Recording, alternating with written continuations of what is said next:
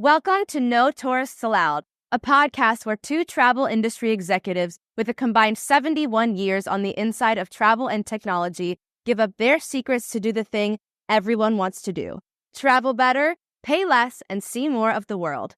Here are your hosts, Mike Putman and James Ferrara. Hello, everyone. I'm Mike Putman.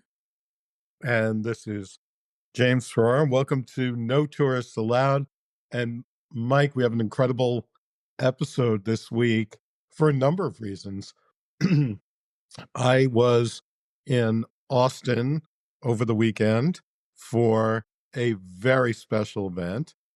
Interestingly enough, I think our guest today hails from Austin. We didn't bump into each other over the weekend, but there were about 500,000 people in for some special sporting events over the weekend. We're going to get to that later.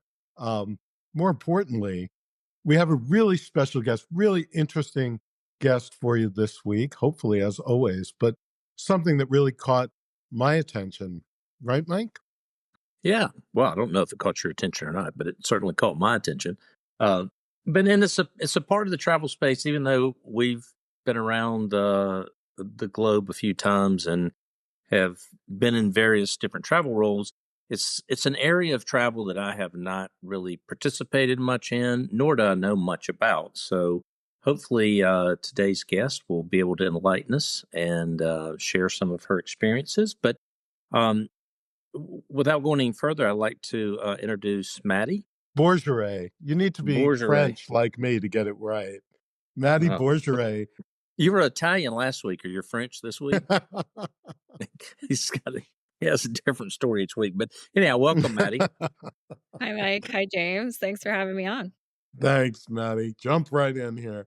Maddi is a travel industry executive with quite a background, but most recently, and for the last number of years, at RVshare, which is a very interesting company, the largest community of RV owners and RV renters. Isn't that right, Maddi? Am I getting that right? That's right. Yep. We are, a website that lists RV rentals that are listed by individual owners to rent out to those that are looking to travel and try out the RV lifestyle.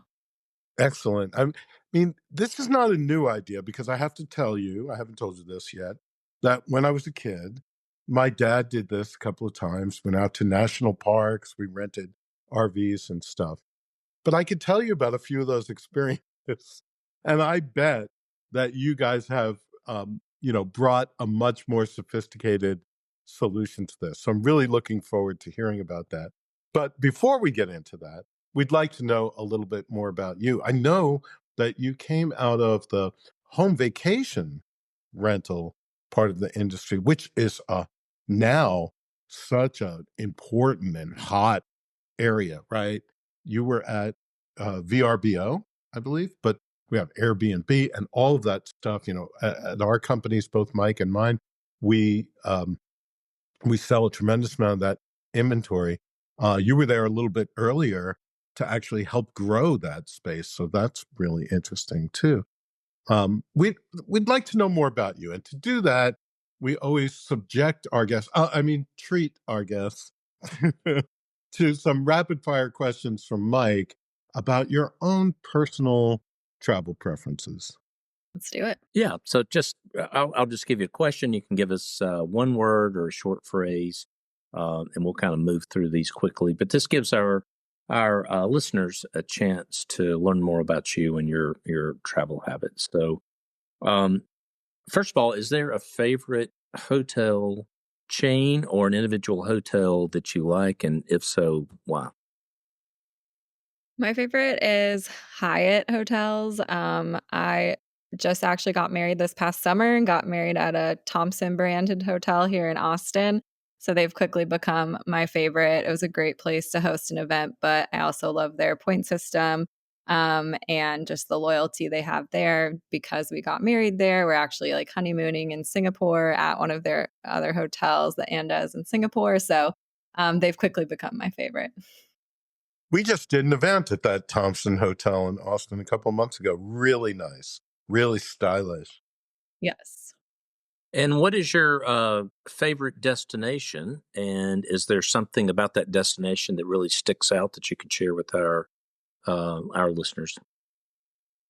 Oh man, this is a hard one. I, have traveled to almost all 50 states and more than 25 countries at this point, and I love going somewhere new all the time. I'm not a big like repeat destination person, but the one place I do go back to and have more than I can count is Park City, Utah. I love to ski, and I think arguably Park City is the best ski town in the US. So that would be one of my favorite destinations.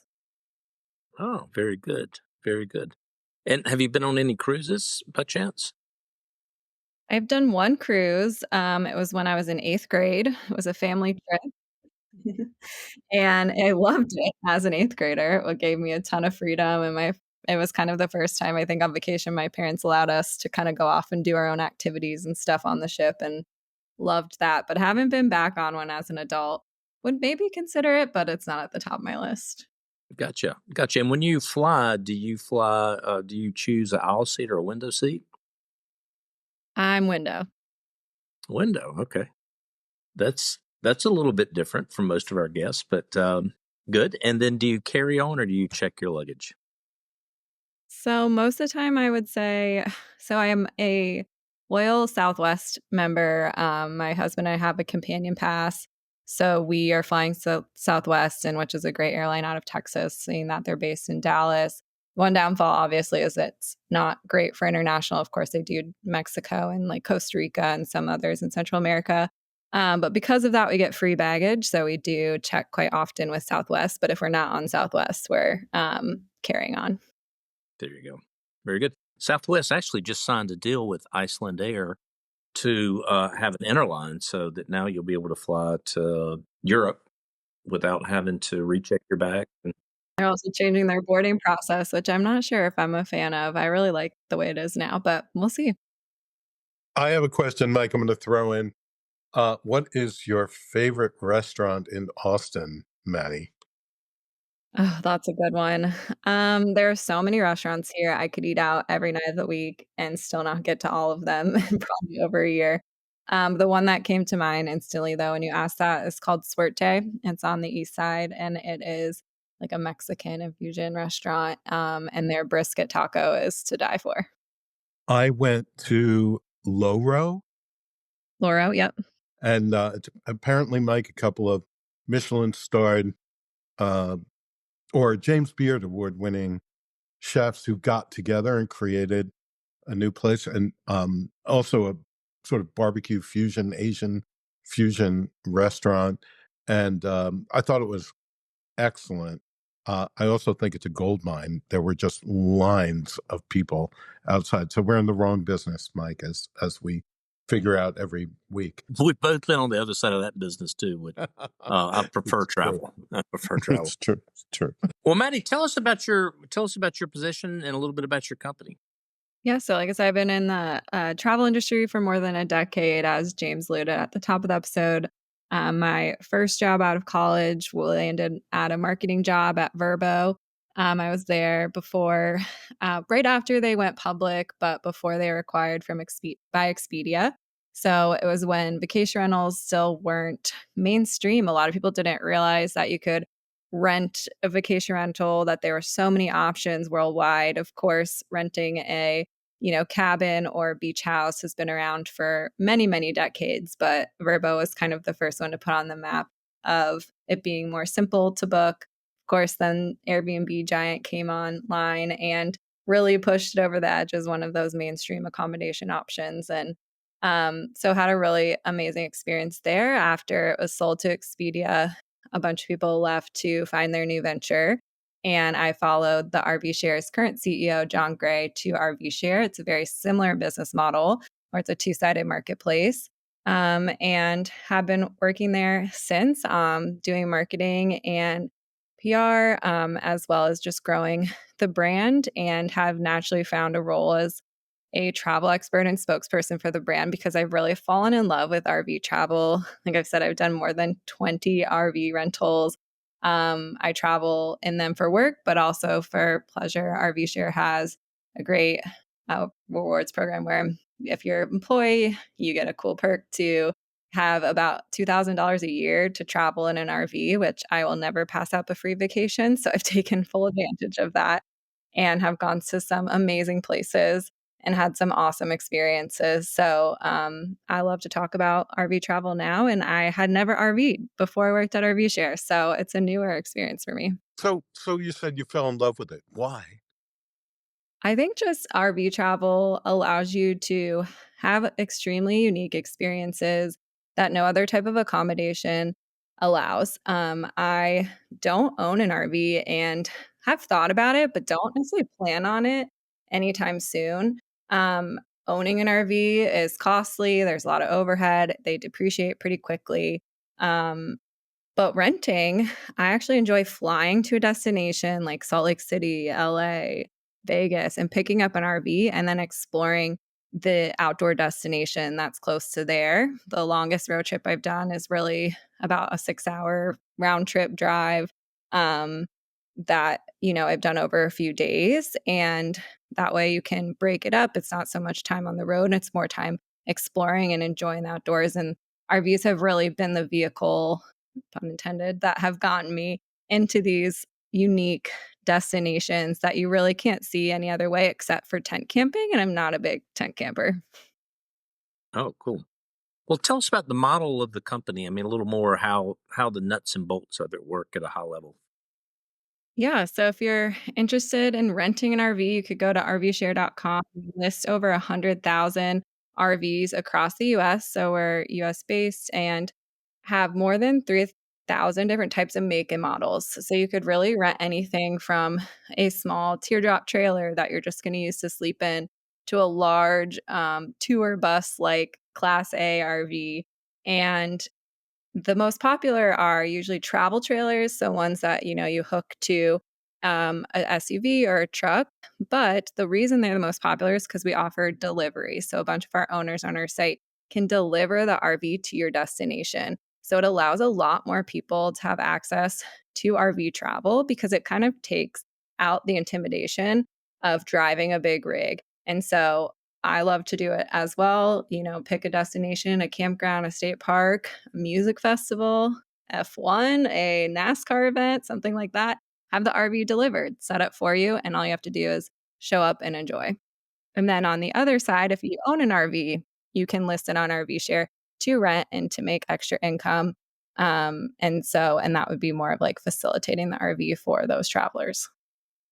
So in that example that you just gave, the user would show up, it's already parked, they would utilize the RV, and then at the end, they would just leave, and then the owner would come pick it up. Is that the concept? Yep, that's right. Yeah, it's just a very hands-off experience. It's kind of a, temporary housing unit wherever you want it. You would handle the campground booking yourself or finding the spot for the RV to be parked. Then you would coordinate with that owner to bring it during drop-off time and pickup time. But you wouldn't necessarily have to be there for on either end. You could just show up to use it similar to an Airbnb experience. So you've built this platform that makes it really easy to book this, right? But there are sort of technical details. This goes back to my childhood story because back in the day, my father found a local broker out in California or wherever we were going, and we had to go pick it up and drive it to the national park, and we didn't really know anything about RVs. We had never owned an RV, so you had to pump out the lavatory, and you had to know how to hook up to power and stuff like that. How do you deal with the technical side? Or maybe you don't. Maybe just expect people to know. Yeah, I think first and foremost, RVshare has kind of modernized the idea of renting. Obviously, it has been renting an RV from a family member, a friend, or off Craigslist has been around for many years. But there's obviously a lot of, like you said, technical pitfalls that could come into that. Also a lot of protection into that. So RVshare allows, we are vetting the owner and that their maintenance is up to date and that their RV is a certain age and that they're properly insured. And on the flip side, for the renter, you are ID verified. We're making sure, there's no scams or phishing within that. And then also properly insured, because as a renter, I don't own an RV. I don't have RV insurance, and it's not as simple as renting a car. Like my current car insurance doesn't cover RVs. So we have that built into the platform, which makes it really seamless to rent an RV. And then when it comes to actually maneuvering the rig, our owners are great resources for that. They're the ones that are giving you a thorough walk through, telling you how to use the RV.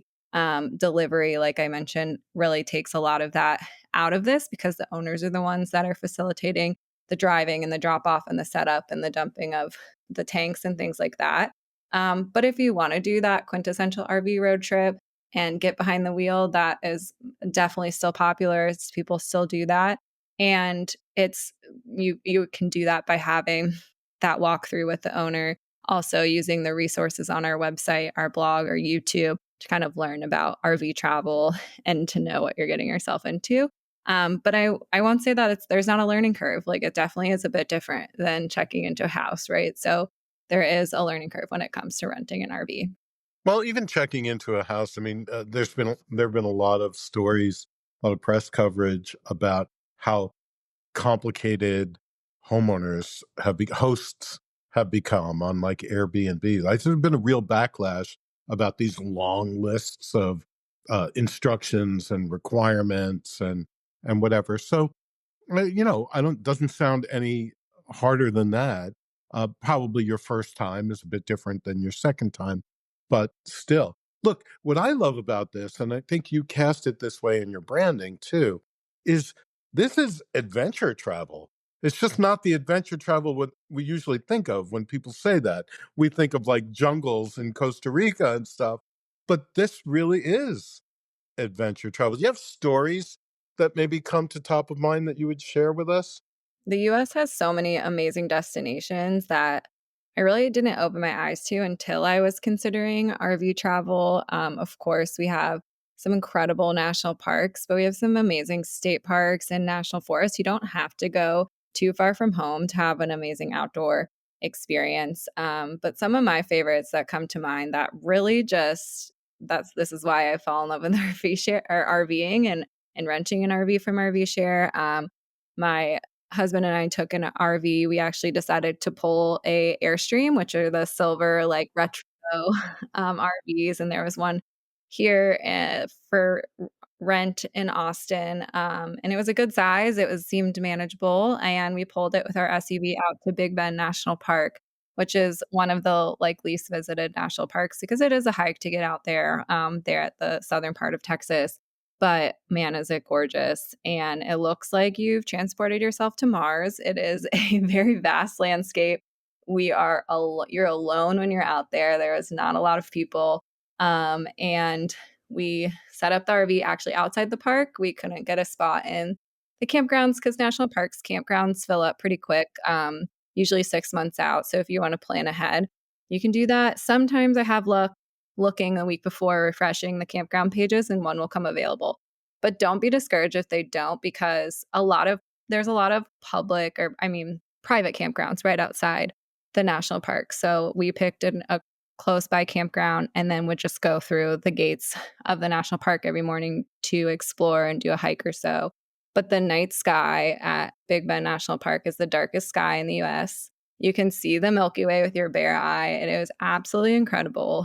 And we also had a morning where we were heading into the park to explore a portion of it, and we could see there was like a rainstorm coming in. And we talked to the park ranger, and we were like, "Oh, it's going to rain. Like, should we avoid it? Does the storms pick up here? Do they get scary or whatever?" And he was like, "Oh, just, actually head towards it because it'll blow through. And the desert comes alive after it rains." And he was right. It was incredible. We just saw all this amazing foliage kind of bloom, and all these clouds and fog were like rolling over the mountains. And we were alone witnessing this just like beautiful nature aspect of Big Bend National Park. And it was something that took my breath away, and I had never seen anything like that before.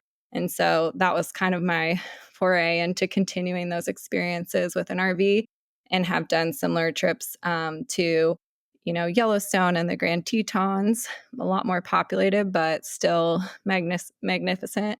And now I have a list of bucket list trips that I only want to experience in RV, because I know what kind of experience it facilitates. And a lot of times that gets me to a destination to be able to experience it, in a whole different way than I would staying at the local lodge or a cabin. So it's really been a really cool way to see the.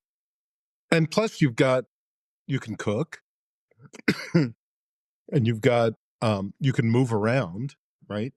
So, as far as comparison to staying in a hotel or a lodge, it's a different experience with some other benefits.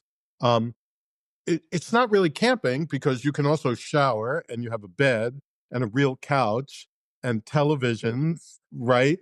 Toilet, right? So, um, can you? Is there a comparison to costs? Like, can we understand what it costs versus like staying in a hotel? Sure. Yeah, I think definitely depends on what type of RV you're looking to rent. Of course, they range because there's like smaller RVs compared to the larger Lux RVs. If you even look at pricing of RVs to purchase, they range greatly, right? You can get an RV for $10,000. You could also get an RV for $350,000. So, of course, those rental prices vary. I'll Um, rent that one. yeah, they're very nice. And on average, I would say it's about $150 to $200 a night, all in with fees and insurance built in. And then, of course, you have to consider campground fees and where you're staying, if you're driving, maybe gas, and if there's any overages for miles. So each RV owner kind of dictates how they want their RV to be treated and what's included and what might be an add-on price. Majority allow like about 100 miles per day on their RV. So if I'm doing a 6-day road trip or something like that, I just plot out my route and see, and just to expect if there's going to be any overages on that mileage. And then, of course, you could do the same with gas and kind of get a ballpark on how much it would cost for gas.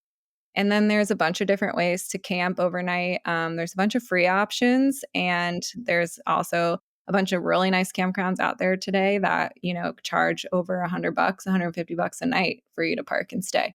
So it really varies, but I would say it's, in comparison to flying with a family of four, staying at a hotel, renting a car, eating out, RVing is a much more economical option, since you do have that kitchen, you are renting your vehicle as well.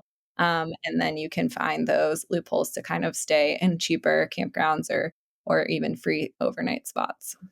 So, Maddie, you spoke about having lots of locations in the U.S. Is this just a U.S. based service that you have, or do you have any international? Yeah, we're just US based right now. So we're in all 50 states, and we have more than 60,000 owners that are facilitating these kind of RV rentals. So, yeah, if you look in your local city, you'll see RVs from RVshare pop up that are for rent. And then, like I said, a lot of people are traveling to a different destination, flying in to a city to rent an RV from a local owner there to explore that area. And then how does the business model work? Is the consumer paying additional fees, or are you taking a piece of the rental fee? How does that work? Yeah, it's free to list your RV. So if you're an RV owner, it's free to list it and advertise your RV rental on RVshare.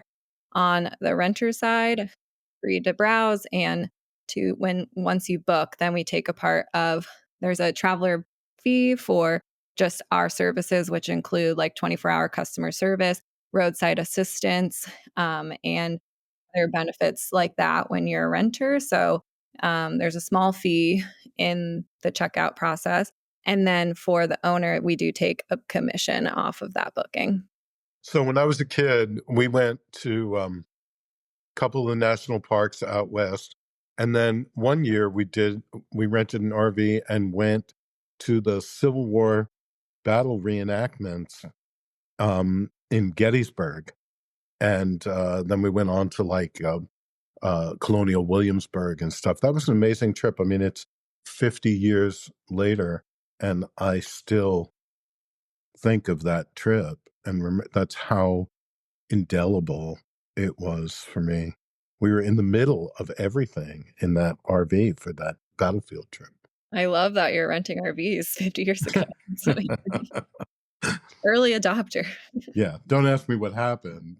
We got stuck in the field in the mud on one trip. We couldn't pump out the toilet on another trip. But these were much less sophisticated RVs. That was back in the day, kind of like Fred Flintstone, we were pedaling with our feet. Mike, what do you think? I think we should rent RVs. Yeah, I think so. I think that would be a really a nice way to see some of the U.S. Which candidly, I mean, I've been to I think all the 50 states, but I've yet to do as much exploring in the national parks as I would like. Or other parks, because you're right. National parks get full, and it's better for the planet if we spread ourselves out a little bit. And there are just beautiful places that are state parks. By my summer home there out in Montauk, Long Island, there is a state park called Hither Hills, and it's like $8 a day to bring your RV in there, and you're on the beach, on the sand dunes, on the beach. So I bet there are just thousands of those opportunities around the country. Yeah, state parks are extremely cheap. I mean, national parks are too. There's a fee to enter, obviously, but the campgrounds are relatively cheap. But again, those get like super booked up, and it's competitive to get a spot within a national park. The other like tip I have is for national forests. A lot of times they're public land, and you can actually park within those for free. And it's called boondocking, so it wouldn't have a campground where they have full hookups, and you can plug in your electricity and sewage and things like that. But RVs are actually self-sustainable and are usually built to, have the tanks on there so you can still run water, still use electricity and things like that for a day or two. And so to park in a national forest, you really get that like off the grid experience, and it's free. And that's like one of my favorite ways to camp. Well, Maddi, we like to end up our conversations with hopefully a tip or something that you might share with customers, even though you've been given a lot of really good tips about RVs, RV travel, that is. Is there anything that comes to mind when you travel that you do that kind of helps you through the process or guides you through airports quicker, or any tips you might have for our listeners?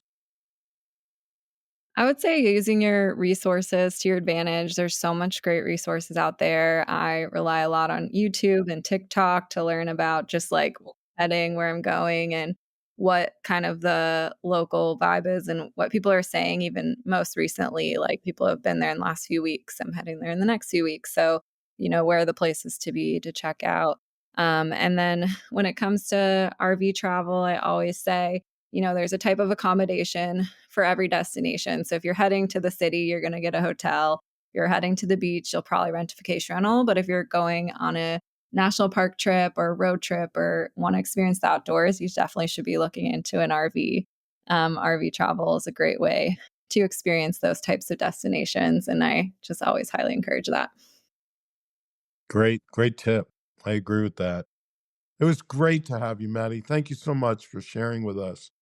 Yeah, thanks for having me. This is fun. Yeah, thanks. We hope you'll come back and visit with us again. Well, Mike, we're going to go from one Austin experience to another because I'd really like to fill you in on my weekend. I'm not rubbing it in. There is actually a point to this because we've talked in many other episodes about the new rise in event-based travel, sporting events, concerts, and so on. And so I got to take a look at it right up close and personal and very current, a wonderful example of how people are moving around to attend events, right? So I flew to Austin for the weekend on the invitation to attend Formula One racing at the Circuit of the Americas, COTA, which is a purpose-built track and facility for Formula One right outside of Austin. Now, I wasn't the only one going. I think the event attracts 500,000 spectators over the weekend. But there also happened to be a major football game, I heard. Some little known teams, I don't know, Texas, Georgia, whatever. Right. And, a big rivalry game. So coming from New York, all of the planes were full. The airfares were ridiculous, $1,900 for an economy seat because the demand was crazy for the weekend, right? All the hotels in Austin sold out. Not enough Ubers in Austin, so people were having trouble getting around and so on. That's how the city welled for these events this weekend. I happen to have been blessed, very blessed, to be hosted by not just a sponsor of the event, but by a global sponsor of all Formula One. So they sponsor all the races around the world, and that's MSC Cruises and Shipping. MSC is the largest shipping company in the world. A lot of it has to do with cargo, but they also own MSC Cruises, the leisure company, with some incredible new cruise ships in the U.S. market over the last couple of years. I think their investment, it's $18 billion over a period of years in new cruise ships for the U.S. market. So because I was hosted by a global sponsor, I experienced F1 in a way that I think very few people do. There are many levels of hospitality there. There are many suites, balconies, special grandstands, all kinds of stuff, all kinds of ways you can be hosted there. But the global sponsors have the top. So we were on the finish line in a private area called the Paddock Club, which is like a 5-star restaurant inside, air conditioned, decorated, absolutely beautiful, champagne and wine, lobster and steak and huge gourmet buffets and incredible service, lounges with big screen televisions and glass overlooking the finish line. And then outside that, on a special balcony, seats where you could sit outside right on the track. So that in and of itself would have been worth the price of admission. But on top of that, all of these special experiences. So I got not only these beautiful tags to get into the Paddock Club, but VIP tags and designations and flags added to my lanyard and all this stuff, so that I got to be driven around the track in an Aston Martin, actually on the racetrack, and doing 150 miles an hour around these curves on the track. It was a lifetime experience. Had to be fitted for a helmet, had to be, triple strapped in and all of that. There were GoPros all around the car. And when I got home, they sent me a link to the videos of me screaming, screaming around the turns, cursing a little bit, but, really cool. We also got a track tour. You get on the back of a big tractor trailer, in the bed of a big tractor trailer, and they ride you around the whole track because the track is very complex. There in Austin, each track is different around the world. There are 20 some odd of them. But in Austin, it actually has hills and then hairpin turns and all these crazy, like acute angle turns that you would never do in a regular car. Like they're far too sharp, but these guys are going around the turns at 150 miles an hour. So did a track tour, did a pit walk every day. So you're walking through the pit garages of the major teams, McLaren and Mercedes and Ferrari and so on. And you're seeing the guys do those quick changes of the tires literally in a split second. Zoom! That's all you hear, like zoom! And the tires are on and off. And they keep practicing it all day long, Got to go in the Mercedes garage itself, Lewis Hamilton's station, his garage. Met a bunch of drivers. Got to walk the paddock, which is the private area where all of the teams have their hospitalities. They're like houses, 2-story facilities that have been built where the teams go and eat and hang out, and the racing teams go. And they're all along this private street. And so we got to do paddock tours. We got to do what they call a photo safari.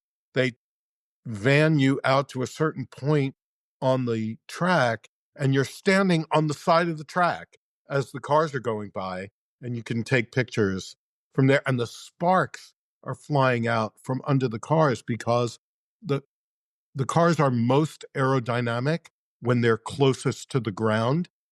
And so they purposely build them where they can basically scrape the bottom of the car the whole race, and there's sparks flying out from under it, but it's purposeful. So, and then we got to go out on the grid as just before the race starts. You're standing around as they're prepping the drivers and prepping the cars and stuff, and then they rush you off the grid, rush you off the course to get the race started. One thing that was cool I never saw before is they put dry ice in these engines and in the driver compartment, obviously to cool, but I'd never seen it. They open these like hatches and pour ice in there, and they do a big bag of dry ice in the compartment with the driver. It's very hot out there. And this type of racing is a lot about the tires and which type of tire they choose and how long that tire is going to last,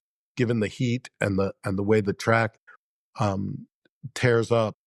Part of it is they don't slow down a lot on these curves. So the road really rips up the tires quite a bit.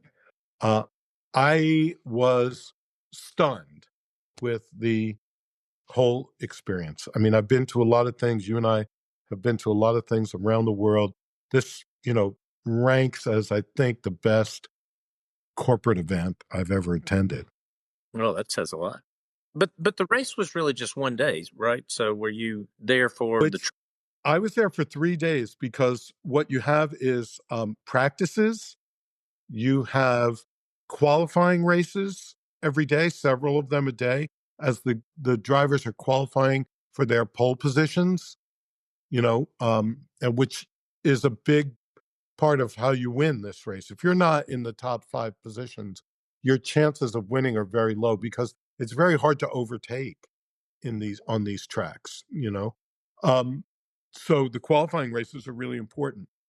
And then they had some historic classic races with older cars from the 60s through the 80s, older Formula One cars. And then Porsche has 2 all Porsche races.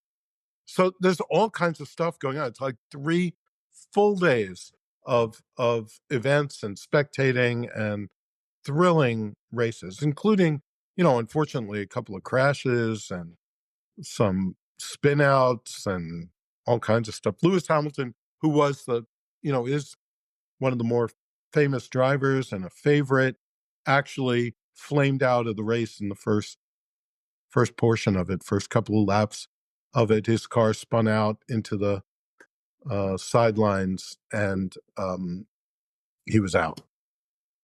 But just the other question I had for you is, where did they go to find a helmet big enough to fit your head? I did not wear the biggest helmet, I want you to know. I was a little nervous about what car they were going to put me in because there were McLarens and Ferraris, those really look like $1 million race cars, but they're really small and low to the ground. And I thought, I'm either not going to be able to get in it or I'm not going to be able to get out of it, one or the other. The good news was they put me in the Aston Martin, like small SUV, it looks like. It's a $250,000 car, 600 horsepower, and probably adjusted and souped up, for the races. But that's what they put me in. And it was a beautiful car, I must say. But at least I didn't have to get into one of the little tiny ones. Good. Sounds like a wonderful experience. And glad you got to enjoy that. Yeah. And I should add, in the evenings, there was a Sting concert the first evening and an Eminem concert on Saturday night. And Eminem doesn't do a lot of live performances anymore. I was horrified to find that he's 53 years old, but he was at the top of his game. His stage production, his own personal performance, the other people he had with him, the power of his concert.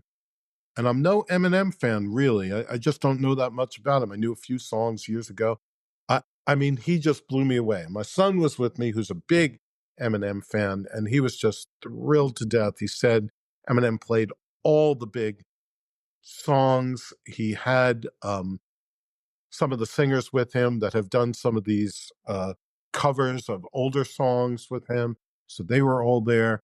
And it was just, you're out on this huge lawn and partially out on the track for these big concerts. And then we got out in Austin. Austin's such a wonderful place to visit. Great music venues, great restaurants, as Maddi said earlier. So this Loro place that I went to, you would really love. Asian barbecue fusion. What's wrong with that, right? That's right. Yeah, I'm actually going back early December, so I'll definitely give Loro a try. Yeah, I'll definitely do that. Well, great. Well, that wraps up another podcast for us. So I'd like to thank all of our listeners for tuning in yet again, and we've got more interesting guests coming up and lots of other fun things to talk about. So please tune back in next week for another edition. And these have been great examples of unusual travel, adventure travel. I love the RVshare. Of course, I love the Formula One, love visiting Austin.